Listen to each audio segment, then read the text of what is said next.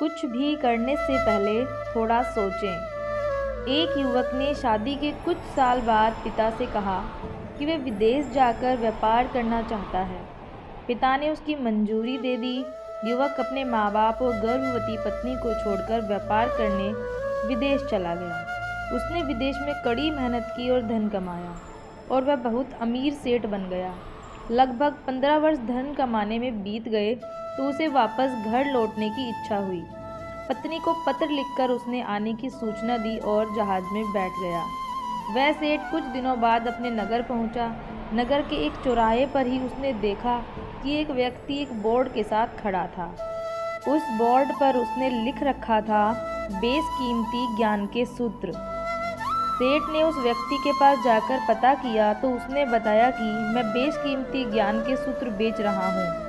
तो सेठ बोला, ठीक है, एक सूत्र मुझे भी दे दो। वह आदमी बोला, मेरे हर ज्ञान सूत्र की कीमत 100 स्वर्ण मुद्राएं हैं।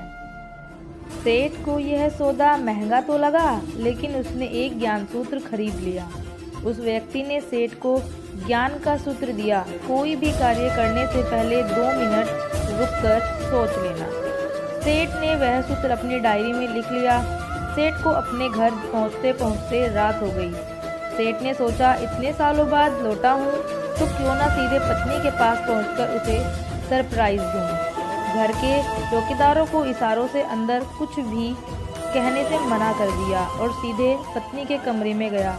वहाँ का नज़ारा देखकर वह चौंक गया। उसने देखा कि उसकी पत्नी के साथ एक युवक सोया हुआ था।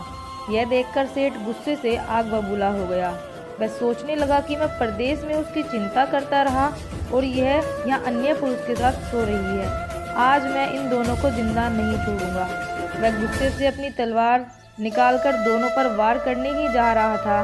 इतने में उसे 100 स्वर्ण मुद्राओं के बदले जो ज्ञान सूत्र मिला था उसकी याद आ गई कि कुछ भी कार्य करने से पहले 2 मिनट सोच लें। वह 2 मिनट सोचने के लिए रुका।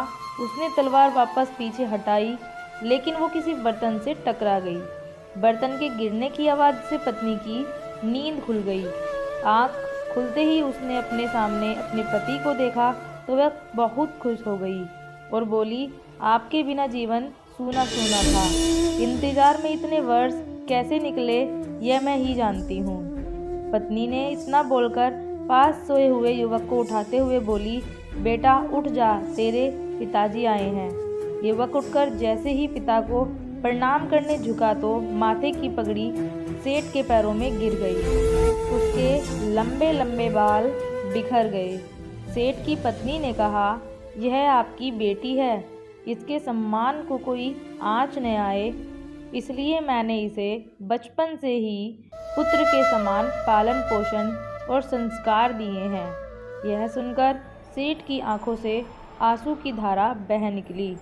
उसने पत्नी और बेटी को गले लगा लिया और सोचने लगा, यदि आज मैंने उस ज्ञान सूत्र पर अमल नहीं किया होता तो आवेश में आकर कितना अनर्थ हो जाता।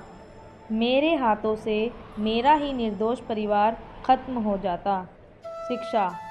दोस्तों, इस कहानी से यही शिक्षा मिलती है कि जल्दबाजी में आकर कोई निर्णय ना लें, क्योंकि जब हम आवेश में होते हैं तो हमें अच्छे बुरे का ख्याल नहीं रहता। इसलिए गुस्सा होने की स्थिति में कोई भी निर्णय ना लें। कुछ देर रुकें और दिमाग ठंडा होने दें और फिर सोचें कि क्या सही है क्या गलत है। अगर आपको ये वीडियो अच्छी लगी हो तो वीडियो को लाइक कीजिए और सब्सक्राइब करना ना भूलें।